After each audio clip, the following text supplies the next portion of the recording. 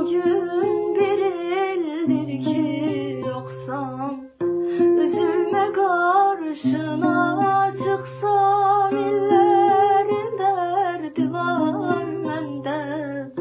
Tanımazsan belki